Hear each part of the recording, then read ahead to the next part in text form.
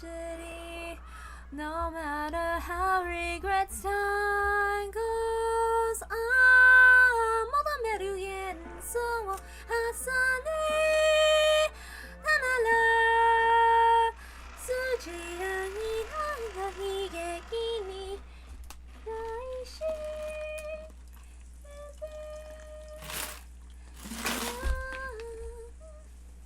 Time to read the next part. Ronove also returned Jessica's corpse to its original form, and unlike how it had been with George, he restored Jessica's life. I am also the Golden Witch, you know. What?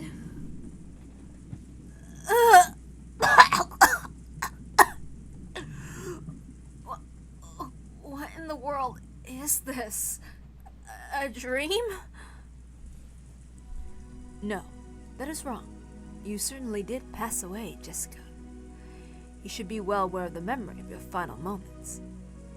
Jessica's mind was burning. For some reason, she remembered being thrown somewhere and having George's heel smash her head. Am I alive? No, you are dead. With my magic, that will only be postponed for a scant 3 minutes. After 3 minutes, the magic will end and you will return to being a tragic corpse with half its head crushed. What did you say?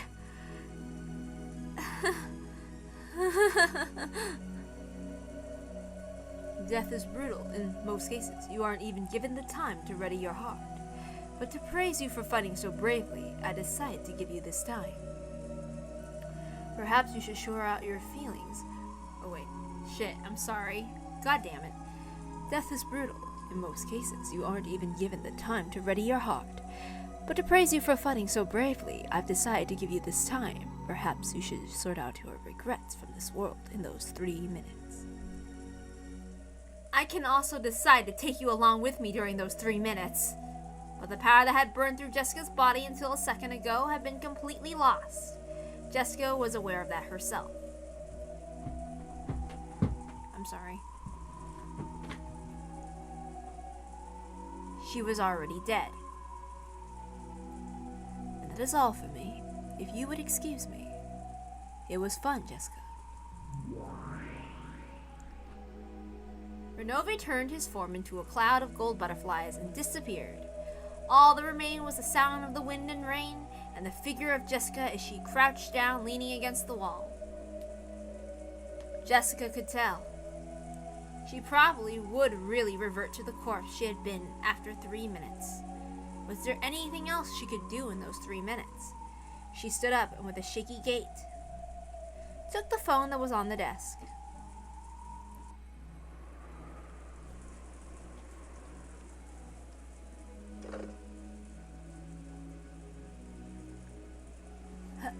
Hello?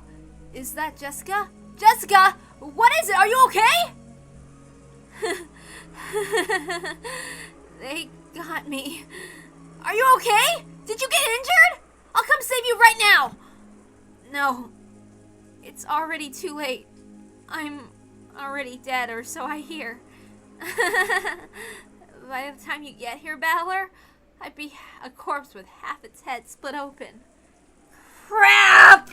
That damn geezer! Wait there, I'm coming right now! Listen to me, Battler! Listen closely, okay?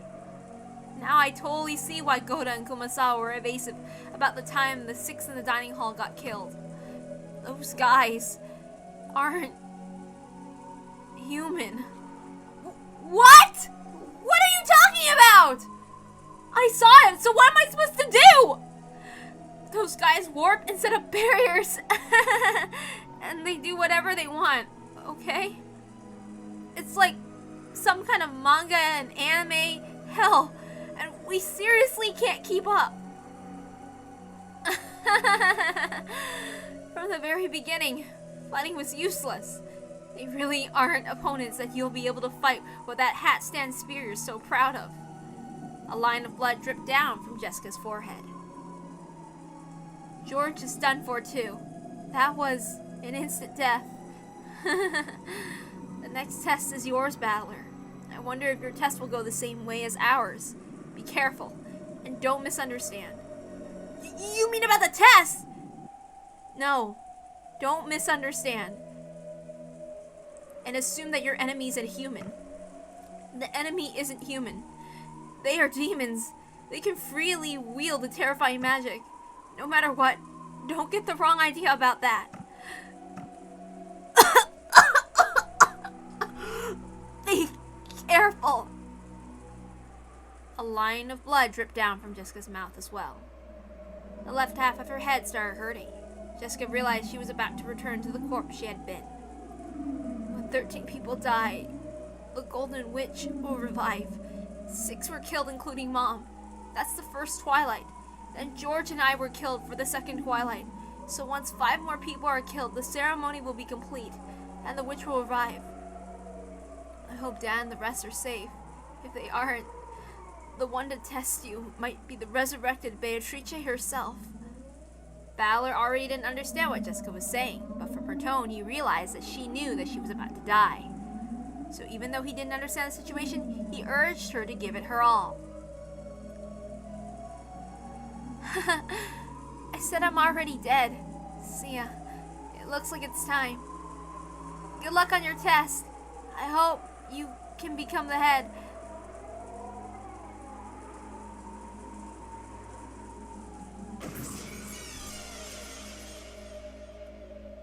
Jessica?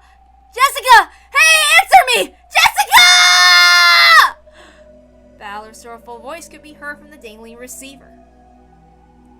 As she leaned against the wall in the corner, crouched down, Jessica's head had been half smashed.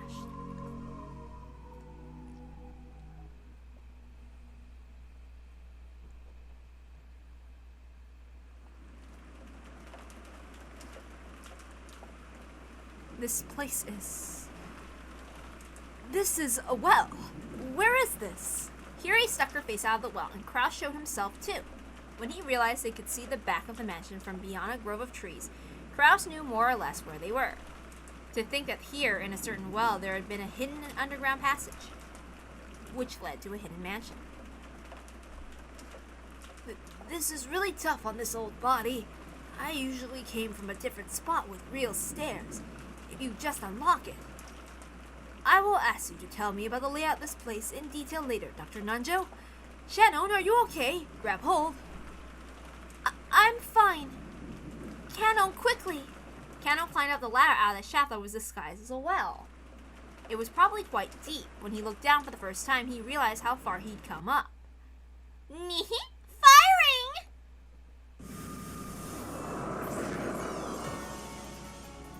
As Canon was about to finally crawl out of the well, a hole the size of a basketball opened up in his chest. Everyone there looked through the hole in Canon's chest to the scenery beyond. Canon! Nice. Canon slumped backwards and was swallowed up into the depths of the well. Everyone run! The Chester sisters! They locked down! We can't avoid them! Run! Let at least one of us remain alive! At that time, Kraus and Kiri and Nanjo certainly saw a golden curved line appear from the well and sew itself through the side of Shannon's head. Shannon! Her head had been pierced. The three had witnessed it perfectly until it had shot out the opposite side, blowing it away. Shannon fell to her knees, blood gushing from both sides of her head, and flopped to the ground.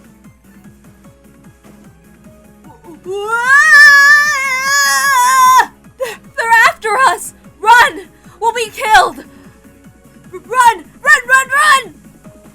As Nanjo doubled over in shock, stunned by how Shannon had died, the Chester sister did not allow him to escape. A curved line again appeared from the well and pierced from Nanjo's forehead to the back of his head in an instant, sewing through him. And so Nanjo passed away. What the? Why? Where's the enemy coming from? We're being sniped. I don't know where from, but they're honed on us perfectly. Let's escape into the mansion. Block their field of vision. The two dashed toward the back door of the mansion. Then right as Kraus was about to shut the door behind him, A golden curved line appeared for the fourth time, piercing Kraus in the back of his head and smashing the forehead.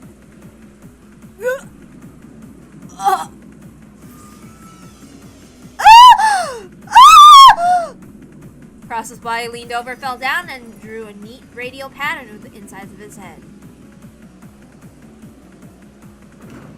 Kyrie ran wildly through the hallway, flew into some room, and locked the door. But even so, she wasn't even remotely convinced that this had saved her life. She'd probably die soon. This was apparently one of the guest rooms. At that moment, Kyrie's eyes fell on the phone on the side table.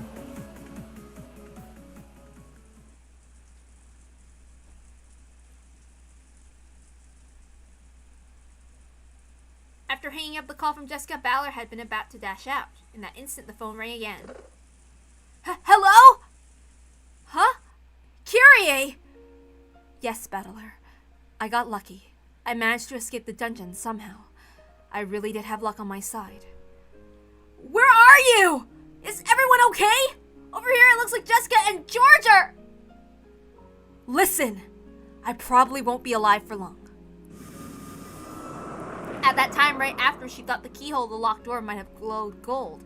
A gold curved line drawing a helix. No, a golden sewing thread penetrated from in there at incredible speed and bore a hole into the floor by Kyrie's feet. Oh, that's unusual. The enemy who sniped the other four, one after another with extraordinary skill, apparently really does have trouble shooting me between the eyes with a single shot while I'm holed up in this room. But the next time we're probably hit. At this point, Kyrie finally remembered the first massive killing in the dining hall. That's right. This is what killed Rudolph and the rest, all 6 of them. Listen, Battler. I'm going to tell you everything exactly as I saw it. I'm sure you'll think there's something wrong with my head. Yes, it's okay for you to think that. Even I still haven't sorted out what it was I saw. Today, after you all returned to the guest house, the family conference began in the dining hall. And I'll tell you everything that happened next. Listen until the end without butting in. The call might suddenly cut off partway through. If it does at that time, I'll be dead. Kyrie! Then Kyrie spoke about Kinzo appearing and the family conference starting, and the 6 being killed and the 5 of them being confined. About how she had escaped somehow and ran to where she was now, and how everyone had finally been killed. It was all spoken dispassionately with no dramatization, just as she'd seen it. She even spoke about how everyone except her had been killed, and how she observed the moments of all their deaths, and how even now someone was trying to kill her. Actually, even while we've been talking, I've been attacked 3 times. Something like a strange gold thread keeps flying in through the keyhole, spinning around and aiming for me. First it was by my feet, next it was close to my shoulders. Just now it grazed my ear. Its aim is getting more and more accurate. Looks like it'll go right between my eyes pretty soon. Run! Kyrie! Run away! Where to? I've run this far. Shut myself into a room, even locked the door right. Now that I'm still being pursued. Just where should I hide? Hey. Kyrie! Hey, Battler. Are Jessica and George still alive? Not long ago, I got a phone call from Jessica. It kind of sounded like they were done for. Thought so. Yeah. When we were being killed one after another, I kind of had a premonition. I thought perhaps the second twilight had been finished in the ceremony of killing 13 people, before our twilights had been reached. In short, when I die, that's 13 people. This way the ceremony is complete. The Golden Witch Beatrice will resurrect. I wonder what in the world will happen on this island filled with demons and witches, and swarming with goat monsters. I wonder just what will happen when even the leader of them all, the Golden Witch, appears. By now, I don't have a clue what's going on anymore. Kyrie's voice had completely given up on her own life, because Balor understood that.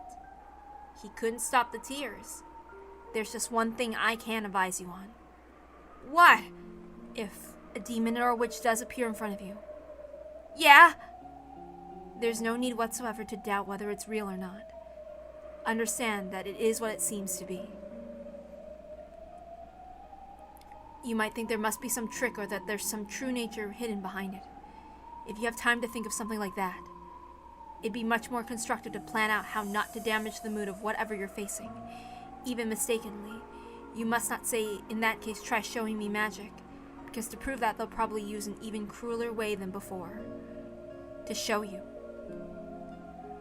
I can't believe it! Even if I hear something like that coming from your mouth, I can't believe it! I understand. I understand why you can't believe. So that's why I can give this advice. Belief. You're telling me to believe in Beatrice and the demons and the witches and monsters? Even after being shown things not of this world so clearly. I think we still weren't able to believe any of it. I'm still like that now. The true form of this thing that keeps attacking me, trying to shoot through my forehead. It's something I don't understand. And I can't believe it. So, I want you alone to believe, to understand, to accept the existence of what we couldn't accept. If you do that for me, our deaths won't be wasted. It'll also have been worth it for me to make this phone call. Kyrie! I'm still okay. It scratched me, but it missed again. It looks like I probably won't get another chance. Thank you. And goodbye, battler. I treated you coldly sometimes because you were Asumu's son. Forgive me for those days. What do you mean, forgive you? Right now, you are a mother to me, Kyrie! I felt as though I heard an incredible sound at the other end of the receiver, and then a noisy clacking sound, as though the receiver had fallen to the floor. Kyrie! Kyrie! Ah!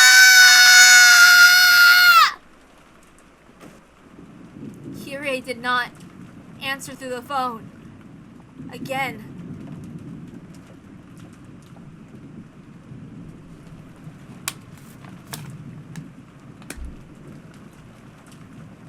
Okay, give me a bit. I gotta take a little quick break.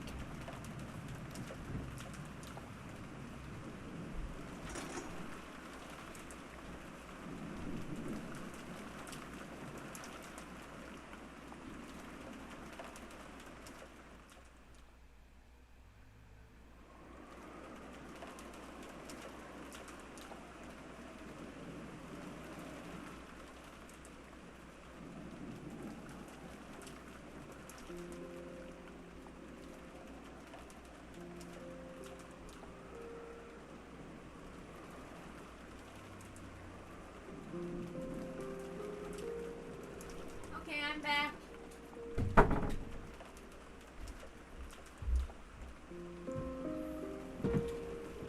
Okay. I don't know why you're mad, Battler. You don't? Everyone was killed! By that damn geezer! Who was saying something crazy about Beatrice's resurrection ceremony or whatever! So by now 13 people have been offered as sacrifices. And it's already time for Beatrice to revive, right? Sure, that sounds great! I'll find Beatrice too and kill them both! We've survived the ceremony, so we'll receive an invitation to the Golden Land from Beatrice. Over there, all wishes will be granted. If having your family killed is painful, then you just have to resurrect them. That's what I plan to do.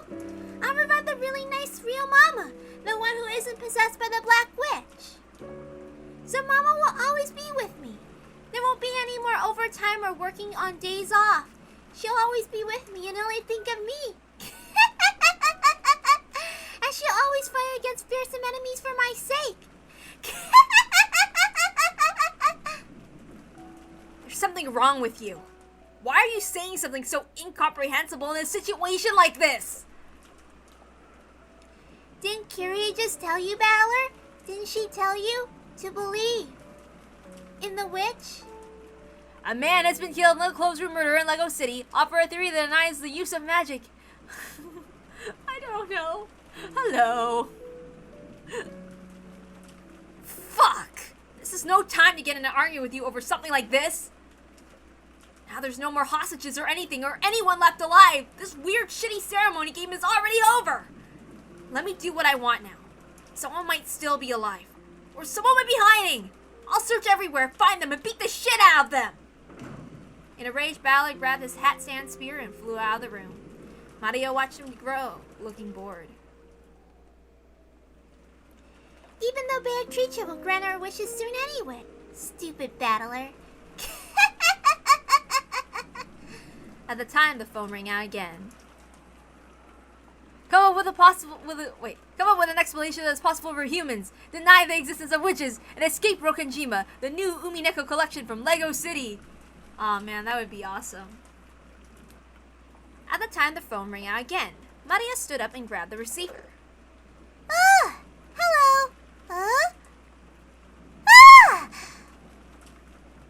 Of course, the sound of the phone also reached Balor's ears as he was about to dash out of the house.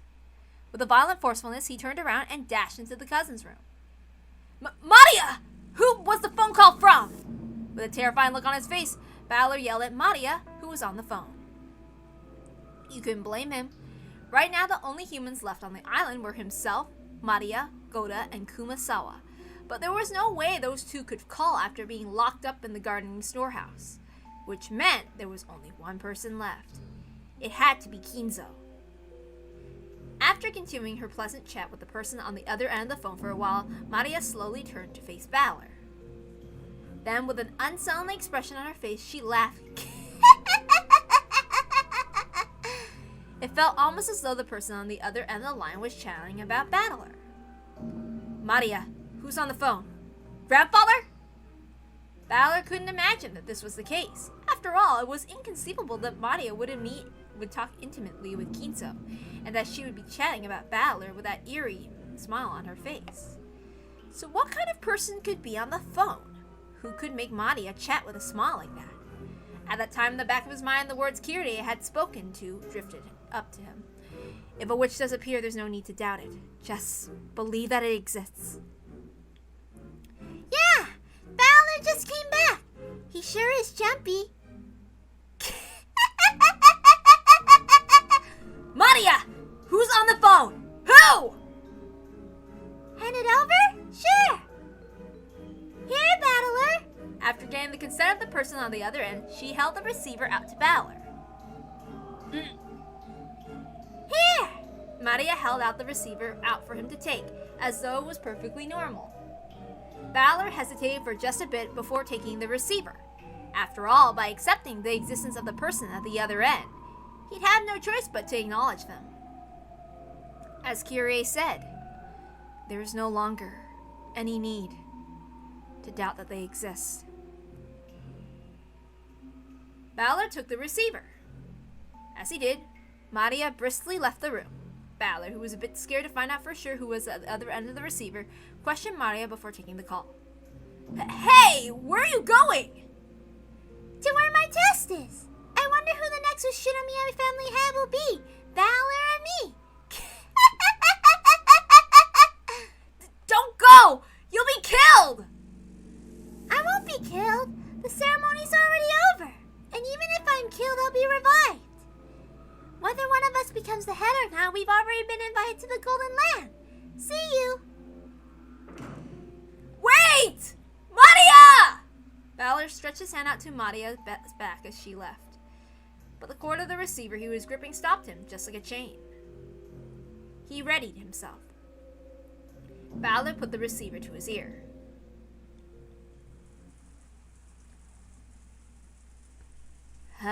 Hello? Congratulations! And I'm fine! And you?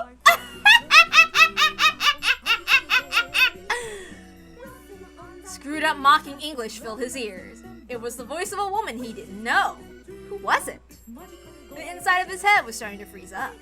Who was it? What do you mean, who is it, Ushinomiya Battler? Normally you'd answer, yes, I'm fine. Right, that takes me back.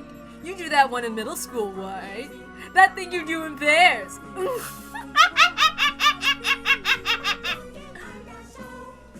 You're insane. Who are you? Answer me. Say it in English. Isn't that your specialty? Don't fuck with me! Who are you? An underling of that damn geezer? Underling is a mean way to say it, is it not? At least say prisoner. And Kinzo is my prisoner, right? That last laugh didn't sound like it was aimed at Battler. It was almost as though Kinzo was right next to the person cackling as well. Say your name! Who are you? Who? Guess right, and you could win a free trip to Hawaii. Finally! Finally! It was so long. The days leading up to today were really long. I seriously waited 1,000 years for today, get it? I owe it to you, my big resurrection. Thank you, Kinzo. Just for you, I'll lend an ear to that lass. I'll take that move bag of yours. My, aren't you getting a tad too excited? Couldn't you act a bit more ladylike? Kinzo and Beatrice sat facing each other over in the chessboard on the reception table. There was an expensive cheese and snacks to go with the drinks. There were several empty wine bottles lined up. As Beatrice rolled around the sofa in an unseemly way, she happily held a wine glass in one hand and was probably drunk. I'm in the best mood today, so there's a huge bonus for you. Hey, Kinzo, don't use Chateau Petrus as a decoration. It's from 1947, right? If you don't open it today, just when do you plan on opening it? Let's drown ourselves in it and play! Then let's whack each other with the empty bottles.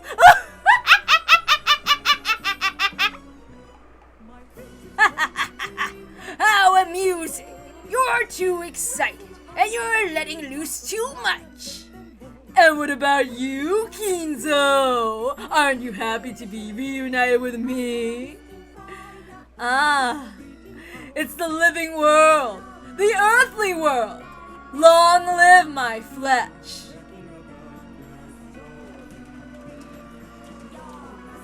What are you going on about? Are you saying that you're Beatrice or something? Yes! I am! Thanks to Kinzo's 13-person murder ceremony, I've finally been resurrected! It's nice having a mouth. It's nice having a tongue. How fun it is to be able to talk with you like this. Come to think of it, even though we slapped each other with abuse so many times over and over again, this is the first time we had a conversation like this on the board during the game, isn't it? How very fresh! Oh, did you hear that pop sound just now? He opened it. He seriously opened that Chateau Petrus. Do you know how much a single bottle costs? Almost as much as a whole 10-kilogram inga, you see?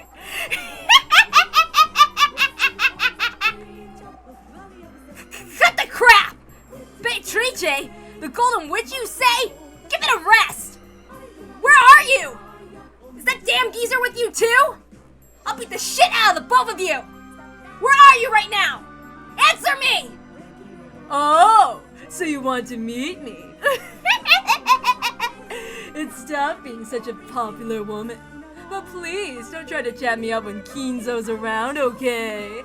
This guy gets seriously jealous, so he has a bad temper, you see. But when Kinzo isn't around and we're all alone, I'll love you all you want in secret, okay?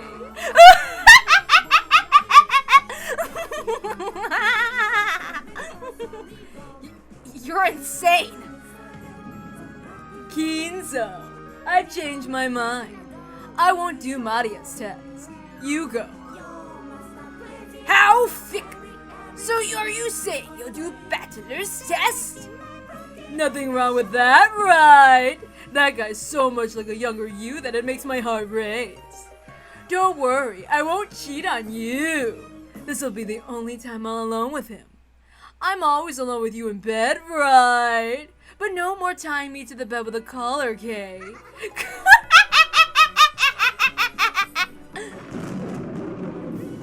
Well then, Battler! I, the Golden Witch Beatrice, will be conducting your test myself. As for the place, yes, let's make it the front entrance to this mansion. Battler, Make sure you try seriously hard in this test to become the successor, okay? I mean, Kinzo's practically dead on his feet. If you become the successor, you'll be the new owner of everything on this island. If it's you, I wouldn't mind becoming all yours, see? Rule over me just like Kinzo did, Kay?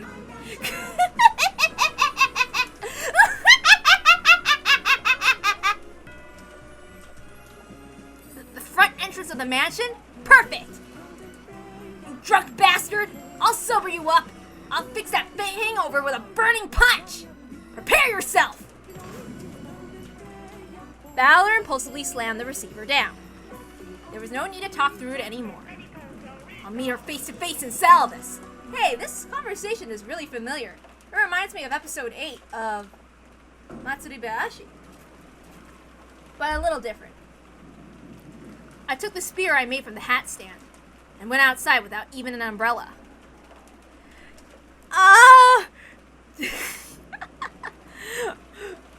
It's not like she's dropping hints all over. It's hard to imagine what the young woman calling herself Beatrice is waiting for me alone. I should probably assume that Goda and the rest in, and she'll be waiting with support troops. Going alone would be too reckless.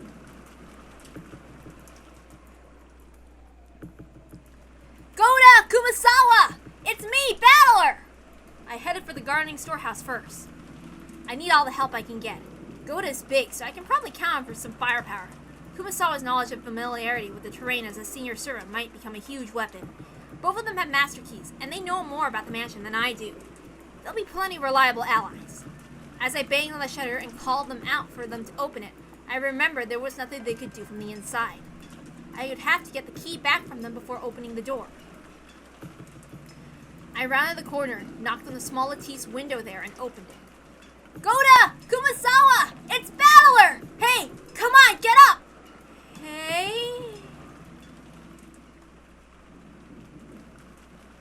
The scene in the shed, lit by a dim light bulb, was very strange. Goda? Kumasawa? From a low-ceiling beam hung 2 thick ropes, and the ends, Goda and Kumasawa, were hanging by their necks. It was dim and cramped because of the various pieces of equipment strewn about, so I couldn't make out the situation clearly. But when they showed me, not even a tremor after I called out to them. And because of the way the loops around their necks seemed to carry the full weight of their bodies, I could sense no trace of life from them. You've got to be kidding me, right? Why? The shutter was still closed. There was only a single key which had supposedly been given to Goda. So how had the culprit opened the shutter and killed both of them inside? No, wait, they weren't necessarily killed. If they did themselves in, that way this closed room makes sense, but I don't know why they would be hanging themselves and doing this. Feebly, I slumped down on the spot. Now the only humans alive on this island are me, Maria, and that damn geezer.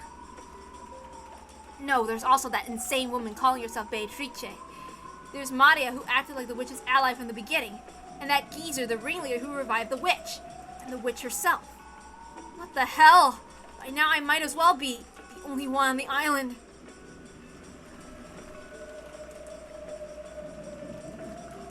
Using my pole as a cane, I feebly rose. Damn, I can't do it like this.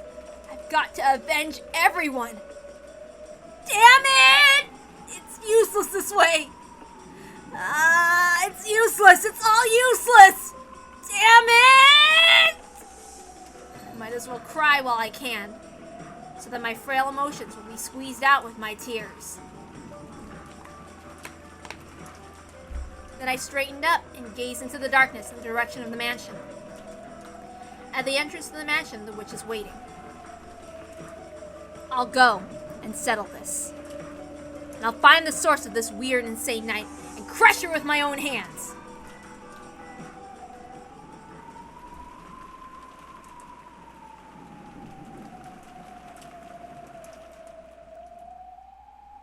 Amidst the pouring rain, I walked through the rose garden without an umbrella, letting myself get soaked.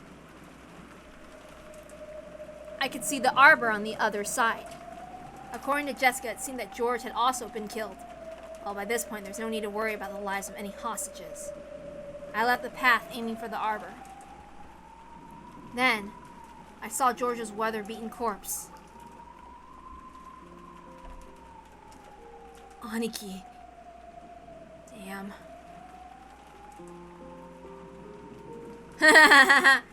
He'll never fall in love with an ordinary woman. The corpse was in front of the arbor. If he had died under the arbor, he might as well have been spared being beaten down upon by the rain. In Aniki's forehead was a gaping hole as though he'd been shot with a gun. Because the rain had washed everything away, his face wasn't covered with blood. He almost looked like he was sleeping. However, his clothes were stained a deep red. There were still signs a large amount of blood had flowed out. How happy I'd be if he were sleeping or else pretending to be dead. But even though the rain sprayed against Aniki's eyes, it remained open, and the hole in his forehead was no joke, but absolutely real. There had been a faint chance that even Goda and Kumasawa hanging by their necks in the gardening shed had been playing a bad joke, but that naive possibility had now been completely denied. And as I looked at this corpse, I became completely sure. Just as Goda had once said, the enemy had come to take the lives like pieces on a chessboard. There's no mistake. It seems that old geezer and the witch really don't view our lives as anything more than that. That damn witch said something over the phone, something about us being on the game board. Perfect. I see. She thinks this is a game. And if you killed everybody like this was a game, it's okay if I kill you all like it's a game, right? Prepare yourself, Beatrice!